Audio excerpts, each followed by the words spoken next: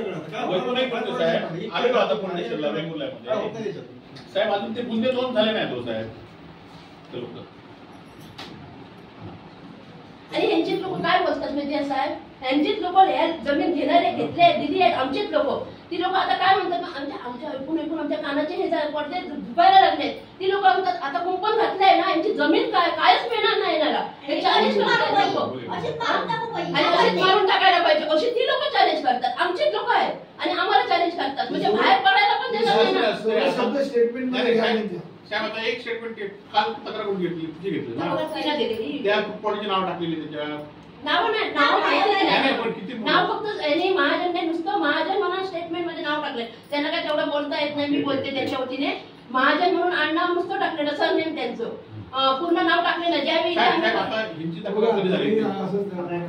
Video मध्ये दिसतात ते व्हिडिओ मध्ये दिसतात ते पोलिसांचा काय कारभार कसं होतो बघा. यांनी तक्रार दिली 27 तारीख किती 27 तारीखला 21 तारीखला नंतर साहेब तुम्ही डोळे दुतर्फापेक्षा डोळे पट्टी घातली. एखादा जबाब तुम्ही घेतला नाही. एखादा घेतला पाहिजे ना महाराणीला कोणाच घेतला पाहिजे ना त्या एखादा घेतला नाही तुम्ही दुसऱ्या पेटी बांधले साक्षीदार करून मॅटर सोडून द्यायचा होता. बघा ना साक्षीदार घेतलं पाहिजे ना साहेब. गुन्हा तुम्ही करणार गुन्ह्याला साक्षीदार लागत नाही का?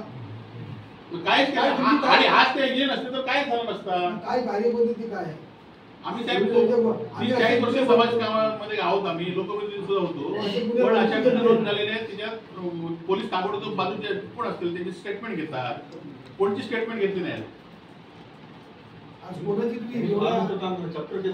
हो नाही ते स्टेटमेंट घेऊन नको काय असं काय होईल. आमच्याकडे एवढा पैसा नाही.